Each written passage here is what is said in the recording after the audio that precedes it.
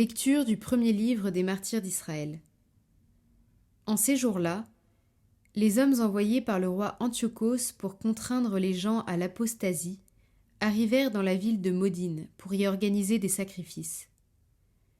Beaucoup en Israël allèrent à eux. Matthathias et ses fils vinrent à la réunion.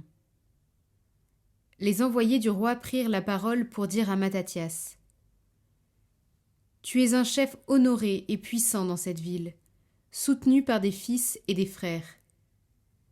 Avance donc le premier et exécute l'ordre du roi comme l'ont fait toutes les nations, les hommes de Juda et ceux qui sont restés à Jérusalem.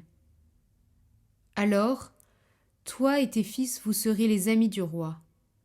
Toi et tes fils, vous serez comblés d'argent, d'or et de cadeaux nombreux. » Matthathias répondit d'une voix forte : « Toutes les nations qui appartiennent aux États du roi peuvent bien lui obéir en rejetant chacune la religion de ses pères et se conformer à ses commandements. Mais moi, mes fils et mes frères, nous suivrons l'alliance de nos pères.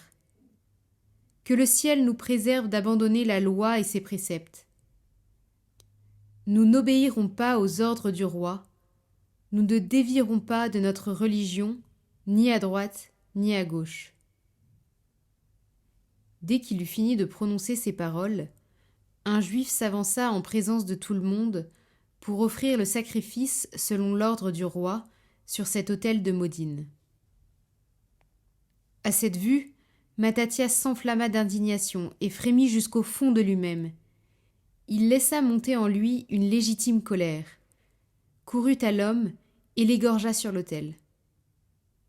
Quant à l'envoyé du roi, qui voulait contraindre à offrir le sacrifice, Matthathias le tua à l'instant même et il renversa l'autel. Il s'enflamma d'ardeur pour la loi, comme jadis Pinras contre Zimri. Alors, Matthathias se mit à crier d'une voix forte à travers la ville. « Ceux qui sont enflammés d'une ardeur jalouse pour la loi et qui soutiennent l'alliance, qu'ils sortent tous de la ville à ma suite. » Il s'enfuit dans la montagne avec ses fils, en abandonnant tout ce qu'ils avaient dans la ville. Alors, beaucoup de ceux qui recherchaient la justice et la loi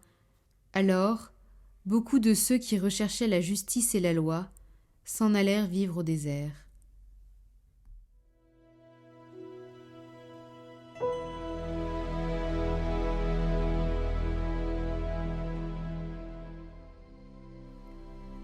À celui qui veille sur sa conduite, je ferai voir le salut de Dieu.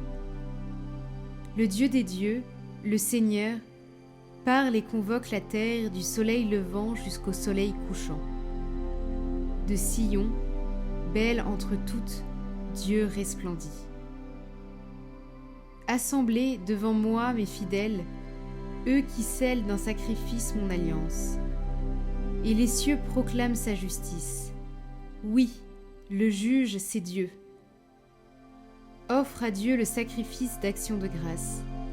Accomplis tes vœux envers le Très-Haut. Invoque-moi au jour de détresse.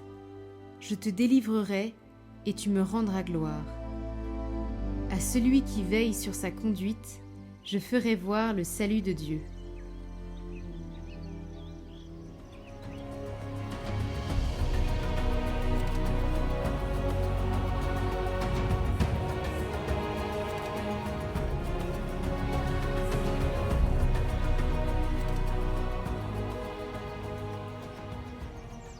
Évangile de Jésus-Christ selon saint Luc.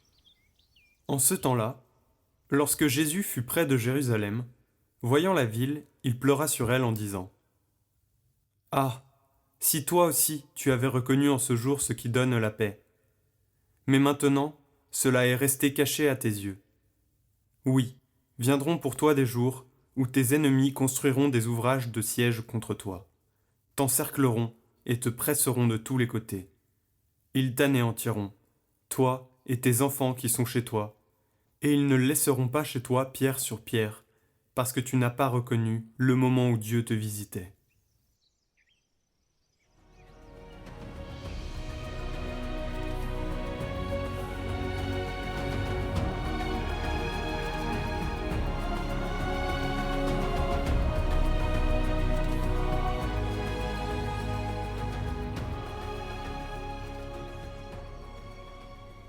Jésus pleure sur Jérusalem.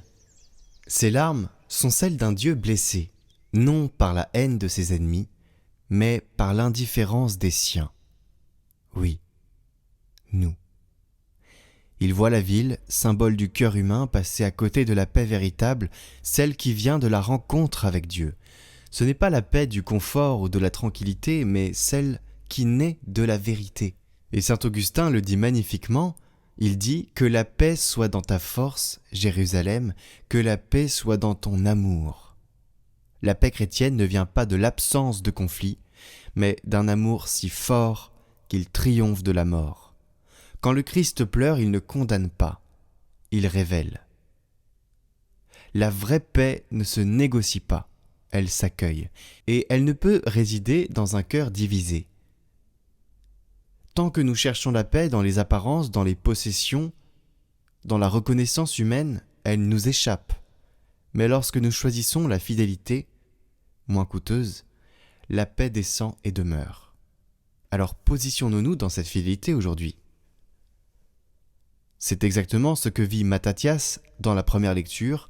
On lui propose la richesse, les honneurs, la sécurité, à condition de renier la loi. Il refuse. Il n'est pas entêté, mais il sait que la paix ne se gagne jamais au prix de la conscience. Sa colère n'est pas celle d'un fanatique, c'est celle d'un cœur juste qui ne supporte pas le mensonge. C'est une sainte colère. Il choisit la paix de la fidélité et pas celle de la soumission. Et dans son cri, il dit « Ceux qui sont enflammés pour la loi, qu'ils me suivent ».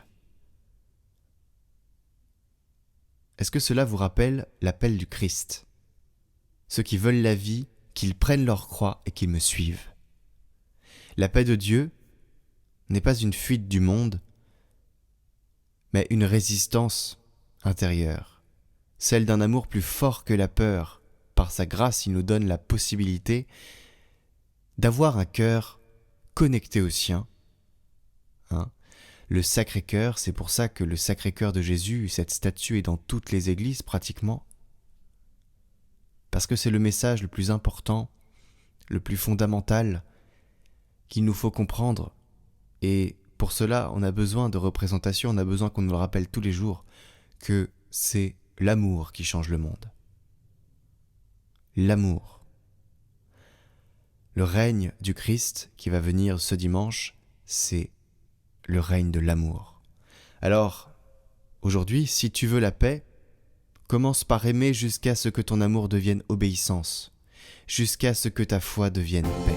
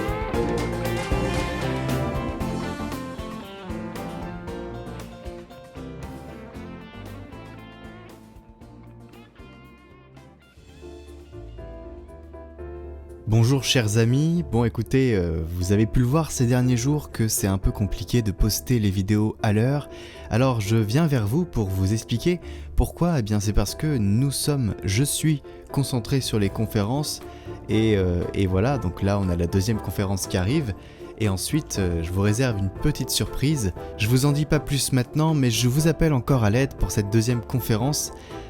Nous avons besoin encore de la remplir. Je sais qu'une grosse partie d'entre vous n'est pas à Paris, mais ces conférences sont rediffusées, vous pouvez aller les voir sur notre chaîne YouTube. Et notre prochaine conférence, c'est vraiment un sujet très intéressant, puisque c'est tout ce qui est apologétique, tout ce qui est métaphysique, miracle eucharistique aussi, physique quantique, c'est des sujets qu'on n'a pas l'habitude d'aborder sur la chaîne. Et c'est une conférence qui permet aussi aux non-croyants de venir et de se saisir des preuves de l'existence de Dieu, parce qu'il y en a plein, qu'elles soient dans la matière, au plus petit, donc au quantique, et qu'elles soient aussi dans les miracles eucharistiques.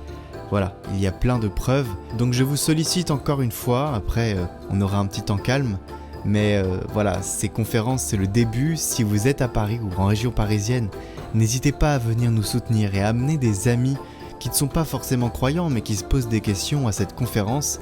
C'est vraiment un événement. Non seulement nous pourrons discuter ensemble brièvement parce que j'ai plaisir à vous rencontrer lors de ces événements, mais aussi vous pourrez discuter avec les intervenants et rencontrer d'autres personnes. Donc je vous mets le lien de cette conférence en haut à droite et en description. N'hésitez pas à partager ça à vos amis qui sont sur Paris, même si vous n'êtes pas vous-même. Et n'hésitez pas par la suite, pour ceux qui ne peuvent pas venir, à nous soutenir en regardant ces vidéos, en allant commenter et aimer si vous avez aimé ce contenu. Nous vous remercions sincèrement pour vos encouragements et vos prières surtout. Et je reviens vers vous très bientôt parce que j'ai 2 belles choses à vous annoncer.